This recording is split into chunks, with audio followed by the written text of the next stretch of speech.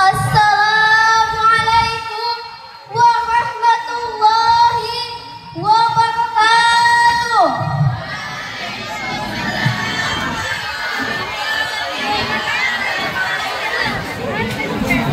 Pagi-pagi pergi ke sawah.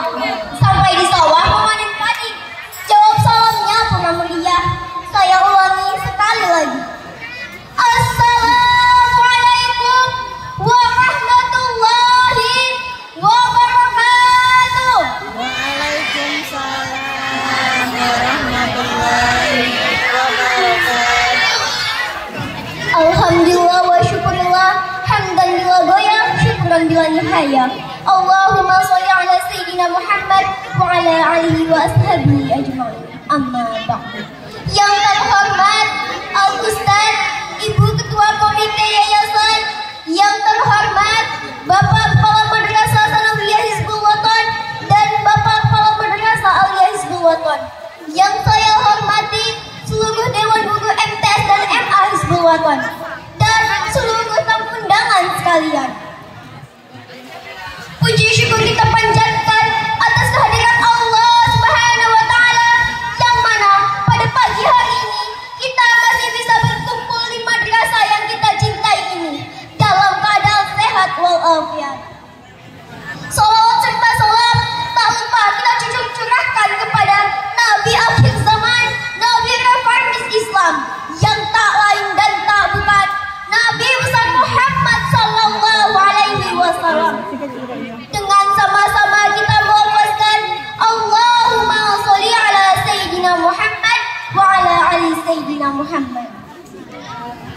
Berdirinya saya di sini akan menyampaikan Fisatul Qasirah yang berjudul The Bionet of Prophet Muhammad.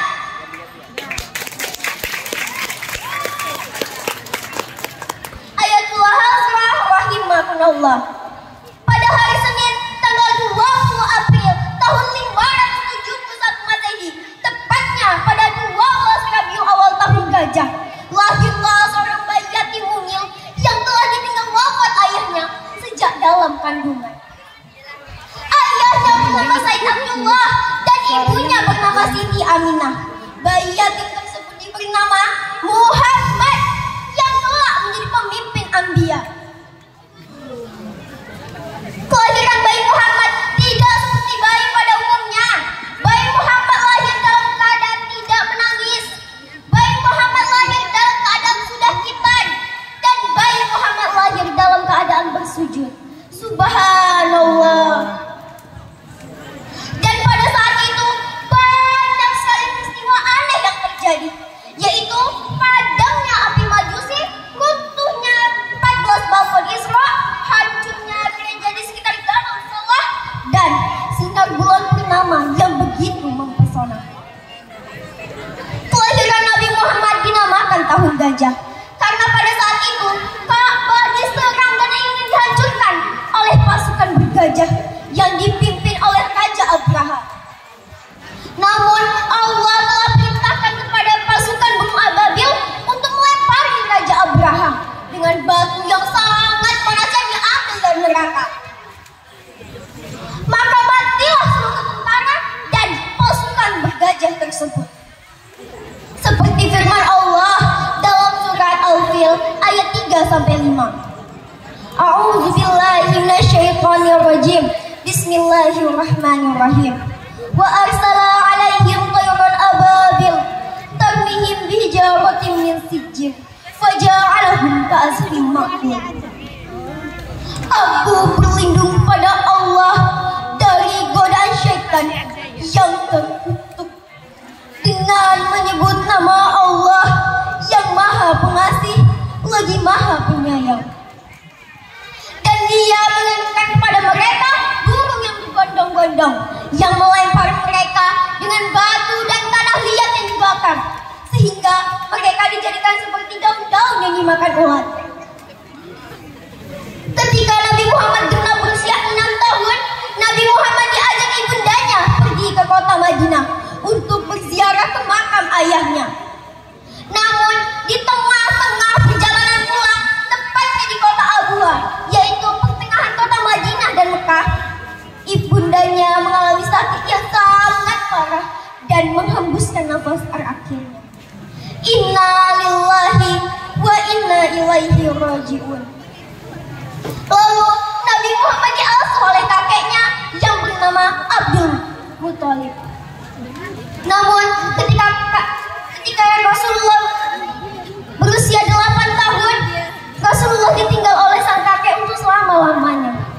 Inna lillahi wa inna ilaihi raji'un. Lalu Nabi Muhammad diasuh oleh pamannya yang bernama Abu Thalib dengan penuh kasih sayang, sehingga Nabi Muhammad tumbuh menjadi pemuda yang cerdas, jujur, amanah, dan pemberani. Ketika Nabi Muhammad berusia 40 tahun, Nabi Muhammad mendapatkan risalah. Ia pun menjadi rasul akhir para anbiya.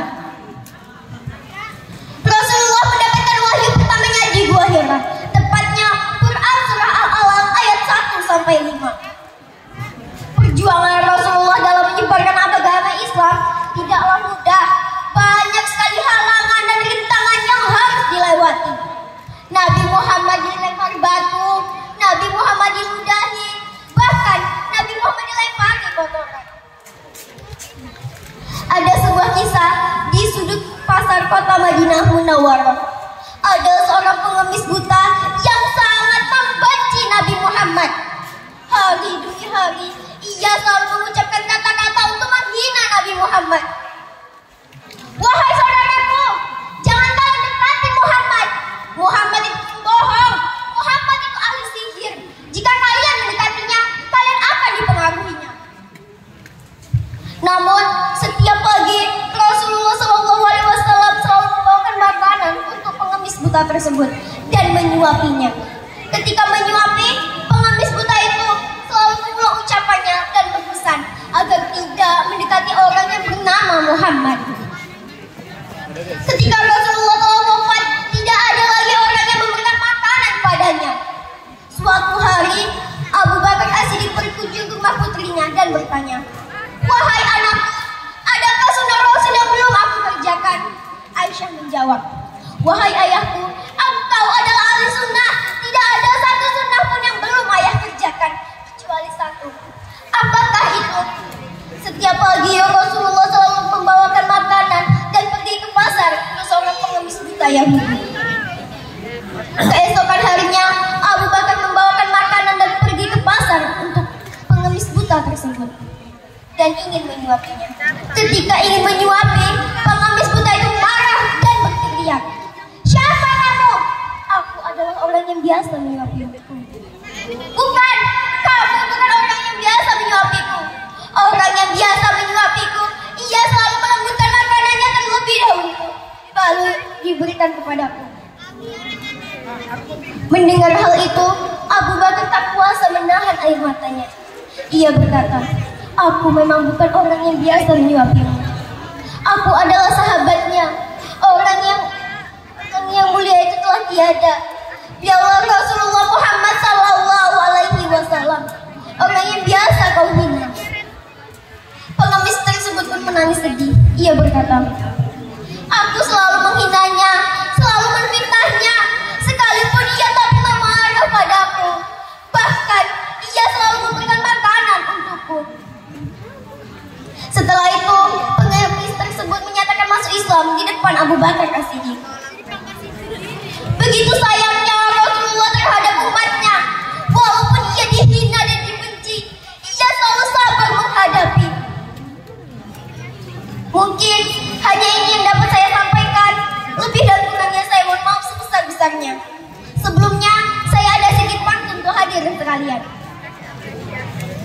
Jika ada sekarang sampah, jangan dibuang di pinggir kali.